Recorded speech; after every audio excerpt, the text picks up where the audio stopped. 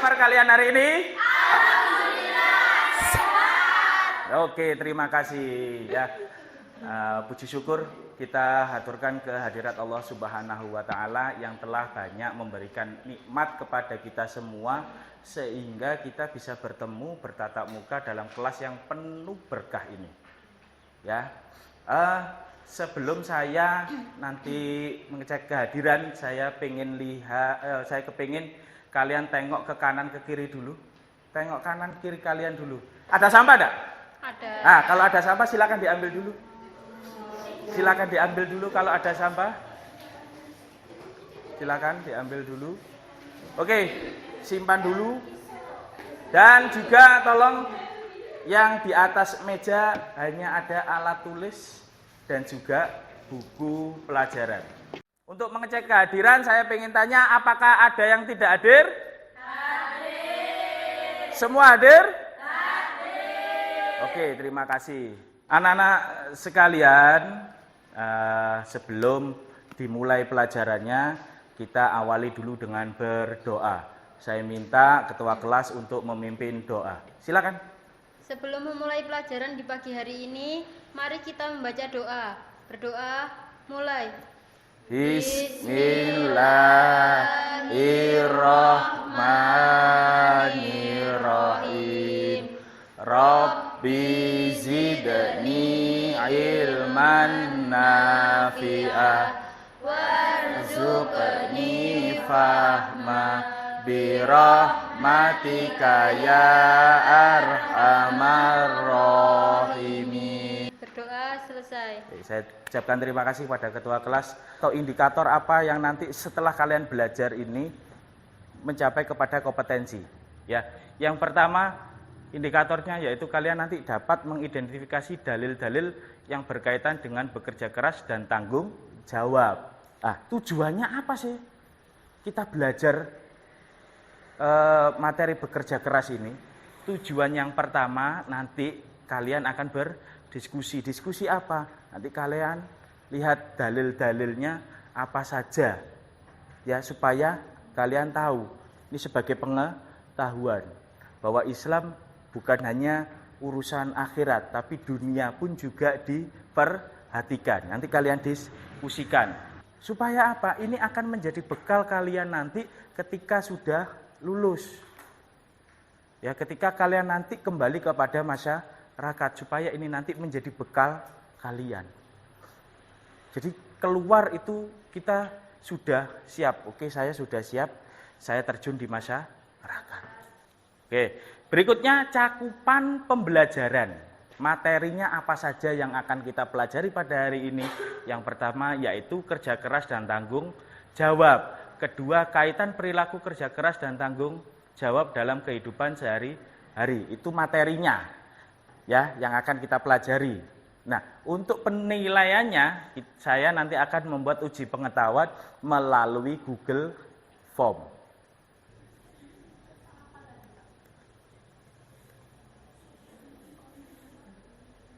Sudah masuk ke Mentimeter? Ini. Pergi ke menti.com. Kodenya itu 27949721. Sudah bisa? Itu. Oke, sudah ada jawabannya ya.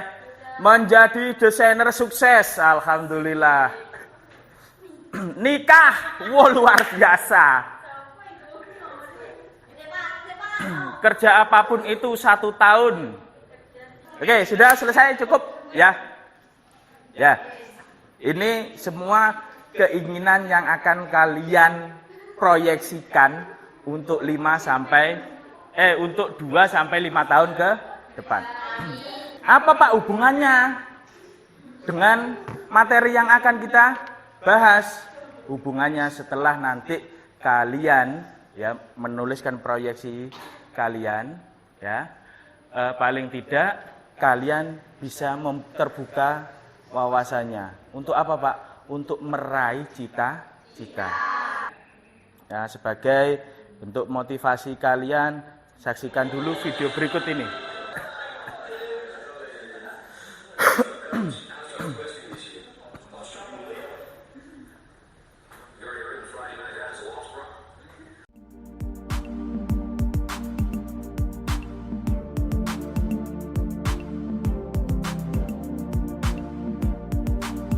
Kita lanjutkan pelajaran yaitu nikmat kerja keras dan tanggung jawab. Nah, ini ada satu dalil tentang surat Al-Qasas ayat 77. A'udzu billahi minasyaitonir rajim. Bismillahirrahmanirrahim. Wabtaghi fima atakallahu darul akhirah wa la tansa nasibaka minad dunya wa asin kama ahsanallahu ilaik wa la tabghil fasada fil ard innallaha la tuhibbul mufsidin innallaha la yuhibbul mufsidin. Oke, terima kasih. Tadi A'udzubillahi minasyaitonirrajim. Bismillahirrahmanirrahim. Wabtaghi fima atakallahu daral akhirata wa la tansa nasibaka minad dunya wa ahsin kama ahsanallahu ilaika. Kalau kamu tadi berhenti ilaik, maka harus diulang ke belakangnya, sebelumnya. Ya. Oke, terima kasih ya Saudara Karen. Ya, jadi surat Al-Qasas ini menyebutkan bahwa dan carilah pahala negeri akhirat dengan apa yang telah dianugerahkan Allah kepadamu, tapi janganlah kamu melupakan bagian di duniamu. Ya, jadi Allah juga menganjurkan kita untuk mencari dunia, tapi bukan kedunian. Duduk kedunian, ya. Maksudnya kedunian apa? Titik-titik kita ukur dengan duniawi, sedikit-sedikit kita ukur dengan harta. Tidak seperti itu. Semua harus seimbang. Nah, pelajaran pertama apa? Yaitu tentang kerja keras. Kerja keras termasuk salah satu yang diajarkan oleh ajaran Islam. Bahkan umat Islam diwajibkan untuk selalu bekerja keras, seperti yang terdapat di surat Al-Qasas. Ya, dari ayat Al-Quran di atas kita mengetahui, dari ayat itu kita mengetahui bahwa bekerja keras ternyata juga merupakan kewajiban dari agama Islam. Jadi Islam itu menganjurkan kita untuk kerja keras, meraih apa yang kita inginkan. Kenapa Pak? Ya karena kita hidup di dunia. Segalanya kita gunakan untuk di dunia, tapi proyeksinya untuk akhirat. Nah, kaitan kerja keras dan tanggung jawab dalam kehidupan sehari-hari. Yang pertama, sifat kerja keras itu menunjukkan hal yang sangat penting untuk dibiasakan dalam kehidupan sehari-hari. Sekali lagi, namanya sifat baik itu harus dibiasakan. Untuk berdiskusi, ya diskusi apa Pak? Yang pertama, ya kalian nanti saya bagi menjadi 3 kelompok. Satu kelompok akan membahas satu foto yang tadi sudah saya tampilkan. Kelompok 1, kelompok 2, kelompok 3. Nanti yang paling belakang bisa gabung ke sini, ya. Apa Pak yang dibahas? Yang pertama kalian cari biografinya. Ya, setelah selesai saat kalian cari biografinya, kemudian nilai-nilai apa yang bisa kalian terapkan ya dari orang-orang sukses tersebut untuk kehidupan kita sehari-hari. Jawabannya nanti ditulis, kemudian nanti saya minta masing-masing untuk mempresentasikan. Oke, waktunya 10 menit.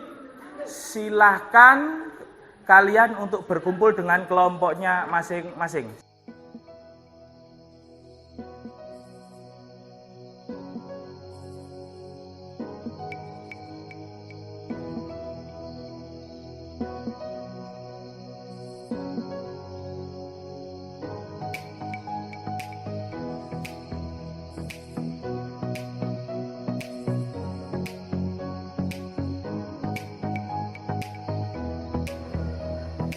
Oh ya, kalian bisa cari di internet atau di manapun ya.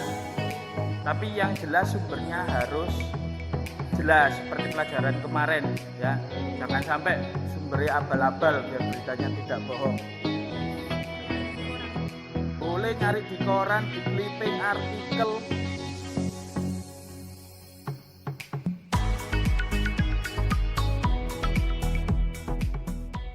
Saya akan melakukan penilaian ya pada keaktifan kalian berdiskusi.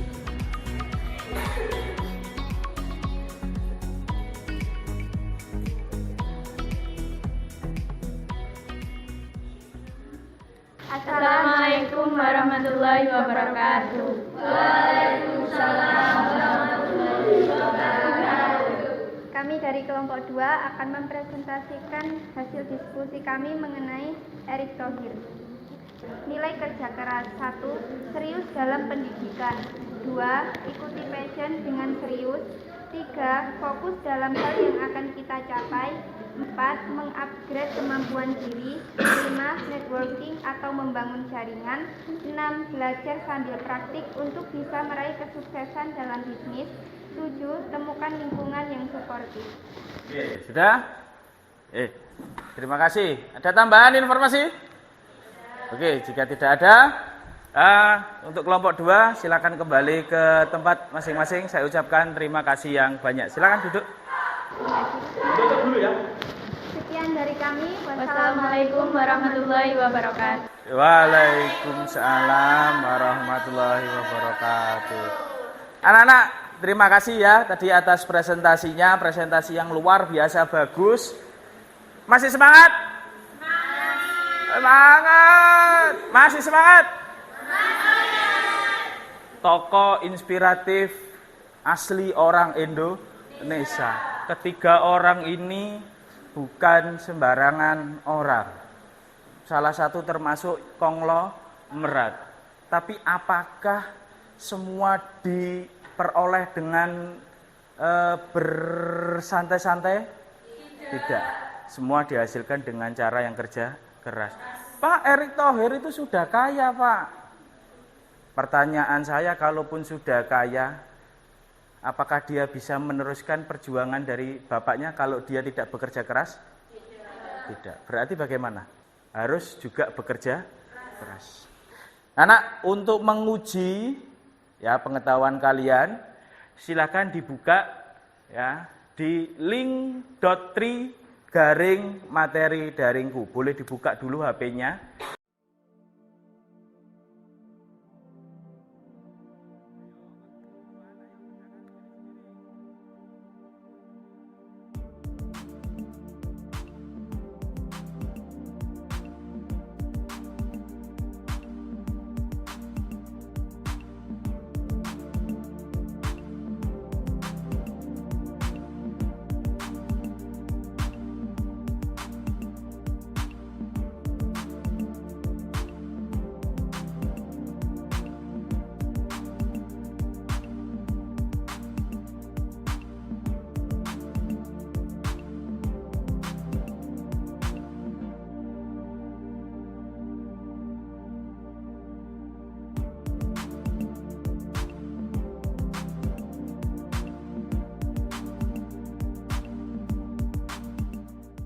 Kesimpulan apa yang bisa kalian petik dari pelajaran nikmatnya bekerja keras dan tanggung jawab? Ada yang tahu? Angkat tangan. Oke, jawab. Kerja keras adalah melakukan kegiatan yang dikerjakan dengan sungguh-sungguh dan tanpa mengenal lelah atau tidak akan berhenti sebelum target kerja tercapai. Kesimpulannya apa? Tadi sudah diucapkan oleh teman kalian, benar ya? Yang pertama, kerja keras adalah melakukan kegiatan untuk dikerjakan dengan sungguh-sungguh. Hikmah bekerja keras yaitu dapat mengembangkan kemampuan diri serta punya tanggung jawab. Untuk rencana tindak lanjutnya silakan kalian buat ya di sebuah kertas, kalian hias dengan baik. Kemudian kamu tuliskan rencana kamu apa dan apa yang akan kamu lakukan untuk mewujudkan rencana kalian. Bagaimana pelajaran pada siang hari ini? Alhamdulillah senang. Alhamdulillah, terima kasih anak-anak. Mudah-mudahan bermanfaat bagi kita semua. Dan untuk mengakhiri pelajaran pada siang hari ini, saya minta kepada ketua kelas untuk memimpin berdoa. Sebelum mengakhiri pelajaran di pagi hari ini, mari kita terlebih dahulu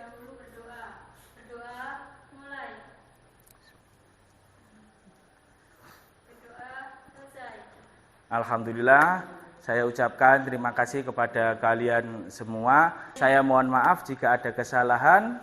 Saya tutup. Wassalamualaikum warahmatullahi wabarakatuh.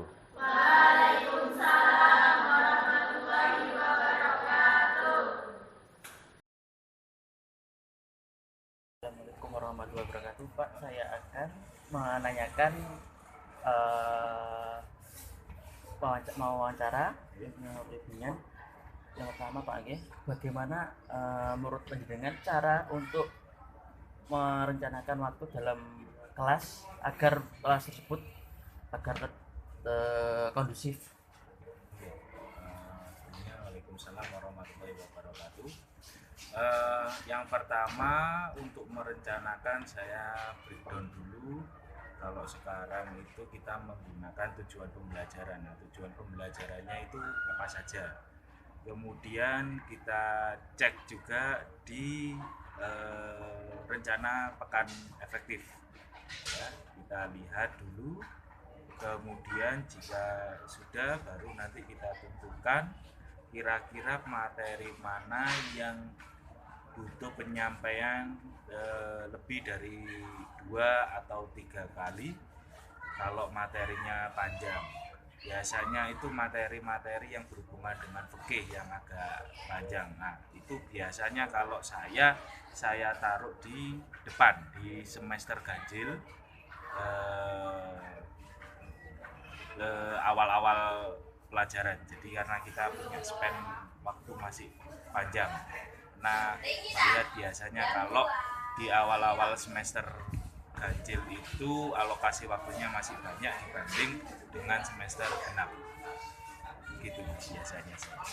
Baik, pertanyaan selanjutnya yaitu strategi apa yang akan digunakan jika terdapat siswa itu terlambat atau mungkin ada gangguan yang tidak diketahui? Terlambat apa ini, Mas? Terlambat masuk atau terlambat datang gitu. Oh, kalau terlambat datang, pertama saya tanya dulu alasannya. Jika itu tidak urgent, misalkan ya, kadang kan terlambatnya dia kan karena pergantian kelas. Ya, pergantian kelas kadang anak pergi ke kamar mandi, ya itu masih bisa saya maklumi. Tetapi kalau terlambat meskipun pergantian jam, kalau terlambatnya lama, ya maka biasanya saya suruh untuk baca surat-surat pendek kalau untuk punishment-nya.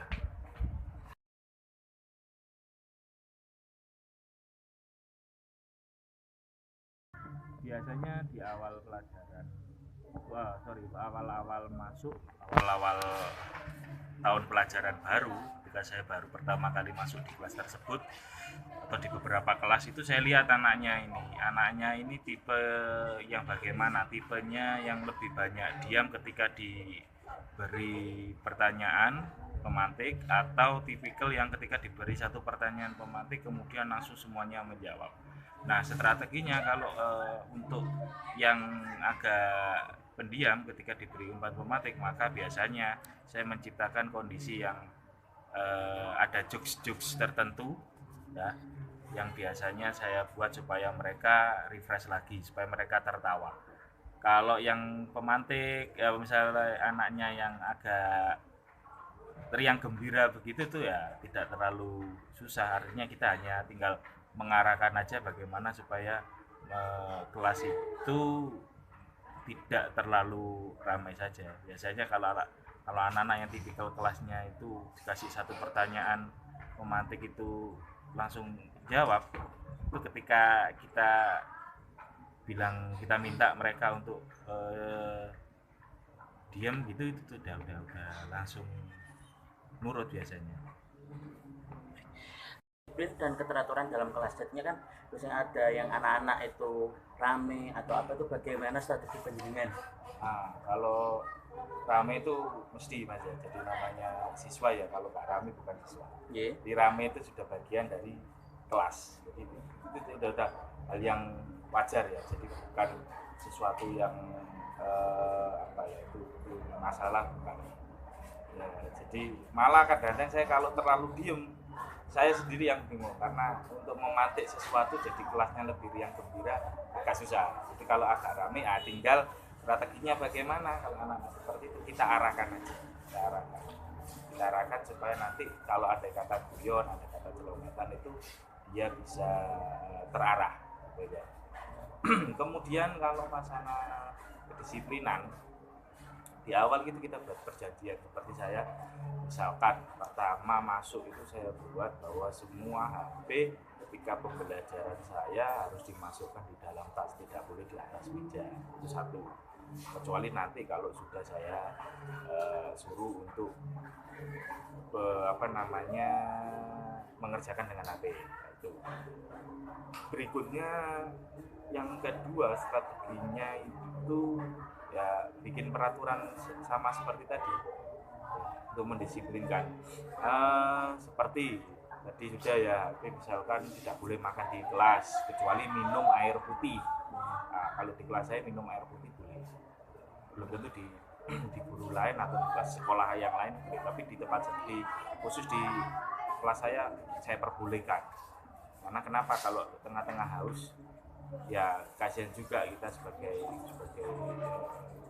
guru, tengah-tengah itu juga kita masih bisa izin untuk keluar minum. Nah, kalau siswa kan rasanya kurang elok gitu. Jadi saya izinkan mereka ketika pelajaran saya boleh minum air putih, dengan catatan air putih punya sendiri ya, dan tidak boleh selain air putih, dan itu boleh diminum tanpa harus izin kepada saya. Jadi silakan aja, sudah otomatis saya izinkan.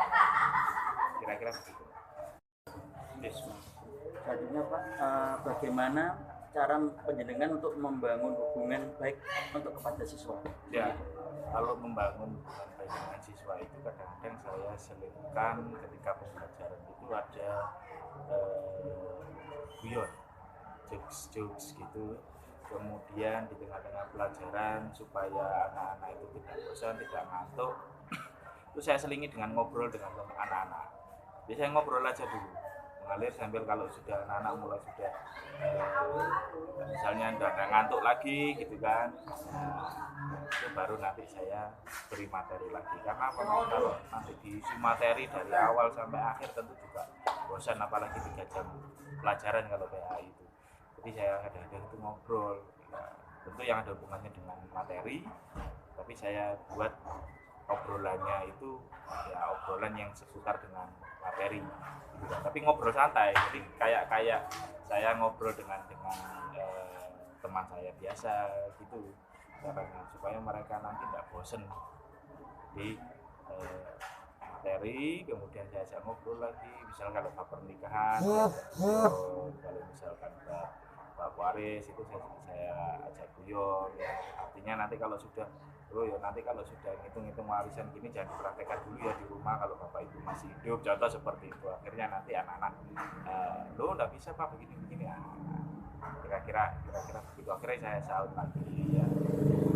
Itu nanti bisa terjalin hubungan yang baik, akhirnya juga akrab dengan anak-anak. Dan alhamdulillah banyak juga yang di luar pelajaran itu. Selanjutnya Pak, pendekatan apa untuk siswa jika ada kesulitan untuk belajar di kelas penjenengan, ini pendekatan damel penjenengan itu pripun? Kalau saya misalkan saja ada beberapa anak itu, contoh kasus ada anak-anak itu yang belum bisa baca Al-Quran, maka mau nggak mau ya harus saya ajarkan di luar jam pelajaran. Karena apa, jadi PA itu goalsnya selain akhlaknya kan juga bisa baca tulis Al-Quran. Jadi ketika anak belum bisa membaca atau belum tahu tentang hijaya ya harus kita ajari supaya bisa minimal tahu dulu hijaya bagi yang belum pernah tahu ya. Bagi yang belum pernah ngaji, belum pernah ke TPQ itu kita ajari. Kalau yang sudah lancar itu kita minta untuk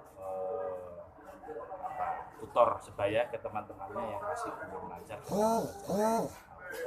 Itu kalau materi Al-Quran. Kalau untuk materi yang contoh materi yang materi ya saya harus menjelaskannya perlahan-lahan. Misalnya kayak kemarin itu ada di kelas lain saya sudah menerangkan sampai masuk ke bab ilmu waris ya. Biasanya kalau tanggal kemarin itu ilmu waris itu saya terangkan dulu caranya bagaimana. Saya tanya sudah paham apa belum, kalau belum saya ulang lagi. Nah, kalau belum ya saya ulang lagi sampai nanti akhirnya paham. Dan itu pelan-pelan, ya telaten aja. Tidak ada strategi khusus, ya, kira-kira begitu.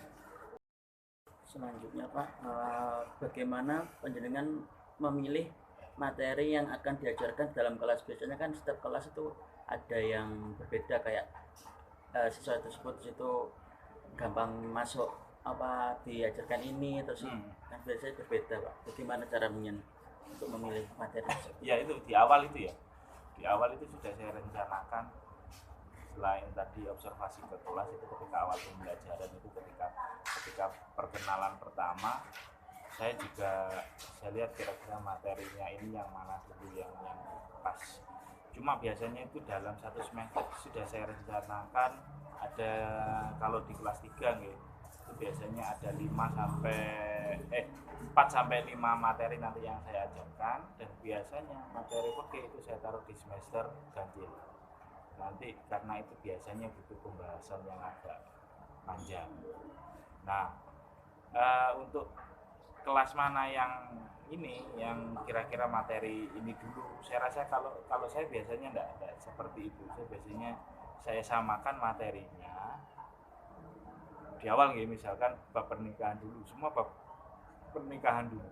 Nah, tinggal nanti itu berbeda ketika anak ini sudah mulai memahami atau belum. Kalau belum berarti mungkin bisa jadi waktunya agak panjang daripada kelas yang lain. Ya, tapi kalau materi biasanya saya satu semester, misalnya di kelas 3 semuanya ya sama, mulai dari kelas 3 TKJ, kelas 3 PBK perbankan atau kelas 3 autotronik, itu semuanya saya buat sama, hanya biasanya durasinya yang beda.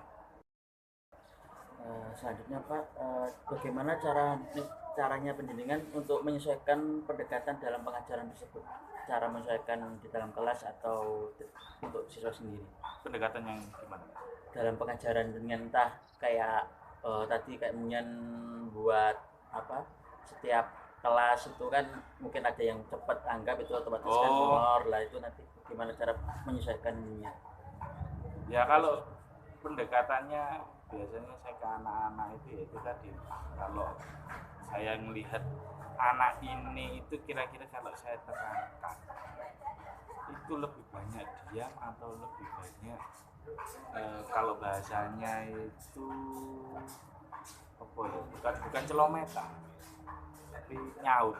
Jadi kalau saya ngomong apa terus ada feedback, ada reaksi dari mereka. Nah, kalau anak yang ada reaksi tentu tidak terlalu sulit ya. Cuma kalau yang anak pendiam ini kadang-kadang itu saya bikin strateginya itu, ya ini baru ketemu kemarin juga saya ajak ngobrol supaya ada person to personnya itu masuk gitu loh. Person to personnya itu masuk, jadi saya ajak ngobrol dulu sama kira-kira ya nanya misalkan ada beberapa yang rumahnya mana gitu ya, kemudian kita sambung daerah situ begini ya gitu.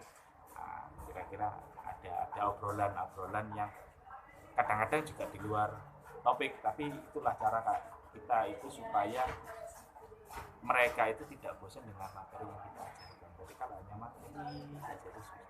Terus yang kedua, kita buat kadang anak sekarang itu seneng main HP. Nah, kita buat materi yang bisa buka HP. Nah, kita buat materi yang bisa buka HP. Nah, maka kemarin saya pakai Linktree itu juga, terus ada beberapa materi yang saya masukkan di Grab, ada materi yang saya masukkan di YouTube. Harapannya supaya mereka nanti melihat dulu HP kan senang, dia melihat HP itu suka. Jadi pembelajarannya juga saya aplikasikan.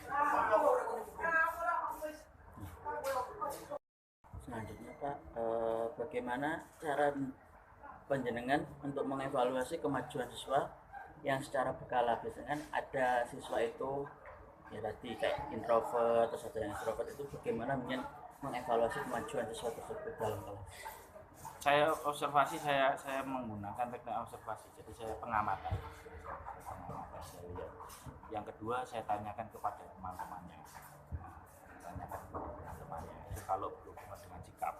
Kalau berhubungan dengan pengetahuan itu saya menggunakan ada post-test ya. Post-test setelah materi itu kira-kira materi ini sudah dipahami betul apa tidak dengan anak itu. Jadi setelah materi selesai saya adakan post-test. Nah, kalau bahasa sekarang itu biasanya UHA lah, semacam UHA, penilaian sumatif. Sekarang pakai penilaian sumatif itu untuk ke aspek pengetahuan. Kalau keterampilan juga sama, biasanya nanti tergantung nanti kalau di situ dimintanya praktek ya ada praktek, kalau di situ tidak ada project ya project, seperti itu. Selanjutnya Pak, bagaimana hubungan timbal balik antara guru dengan murid dalam suatu pembelajaran tersebut? Ada timbal baliknya seperti gimana? Timbal balik yang mana kira-kira? Dari kayak seandainya dari penjenengan ngajar fikih, lah itu nanti timbal baliknya dari murid itu nanti ada respon bagaimana? Oh iya, biasanya kalau gini, kalau anak-anak akhirnya saya buat misalkan ya kita membahas, kadang-kadang saya pakai itu juga saya selipkan materi-materi dasar terutama kayak toharo, terutama kayak ibadah, kayak sholat misalkan. Saya tanyakan kepada mereka misalkan kalau rukun wudhu itu seperti apa, itu kan dasar. Tapi dari situ nanti kemudian timbul pertanyaan, misalkan Pak, berarti kalau tidak sampai membasuh tangan tidak sampai situ berarti tidak sah Pak, jelas gak sah. Kalau wudhunya saja tidak sah, bagaimana dengan sholatnya? Nah itu akhirnya timbul seperti itu. Kadang-kadang memang sering ada beberapa yang di luar materi, tapi kita tampung aja Mas. Anak itu sudah, kalau sudah mau nanya itu harusnya sudah ada respon. Terlepas itu nanti sambung dengan materi atau tidak, kalau saya itu kadang-kadang saya kesampingan dulu. Selama itu tidak terlalu jauh, atau itu materinya kalau misalkan ada di materi, misalkan dia menanyakan tentang masalah bab pernikahan, kelas 3 kan ada tapi masih belum waktunya, ya itu biasanya saya tunda. Nanti itu sudah, nanti ada waktunya saya jawab.